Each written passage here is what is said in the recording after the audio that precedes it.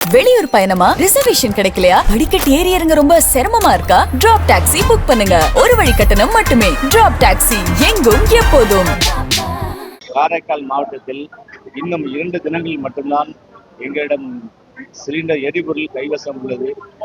ஆதலால் இந்த சிலிண்டர்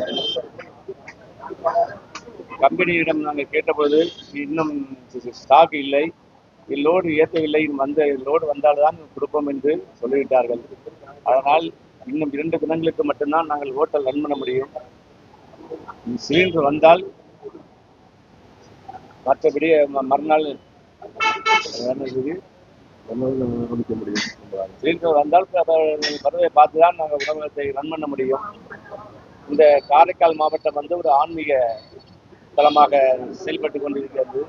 இப்பொழுதுதான் சனி பயிற்சி நடந்துள்ளது. சனி பயிற்சி, சனீஸ்வர பகவான், அப்புறம் நாகூர் ஆண்டவர், வேளாங்கண்ணி மாதா கோயில், இந்த சுற்றுலா நகரத்தை நம்பிதான் இந்த காரைக்கால் ரன் பண்ணி கொண்டிருக்கிறது. காரைக்கால் வழியாக தான் எல்லா நகரத்திற்கும் போக வேண்டும். நவக்கிரகங்களும் காரைக்கால் சுற்றி உள்ள நகரம் நிறைய இருக்கின்ற காரணத்தினால் இந்த சிலிண்டர் சம்பந்தமாக, எரிபொருள் சம்பந்தமாக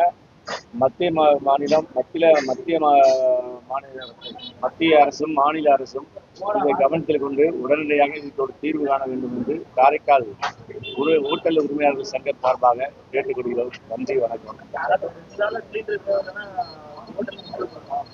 ஆமா, இது இன்னைக்கும் நாளைக்கு தான் சிலிண்டர் இருக்கு தேவைக்கு. அதுக்கப்புறம் சிலிண்டர் வந்தாதான் நாங்கள் ரன் பண்ண முடியும். அதுவும் இப்போ உள்ள சூழ்நிலை நாளையிலிருந்து நாங்கள் தோசை, சப்பாத்தி, பரோட்டா எல்லாமே நிறுத்த போறோம்.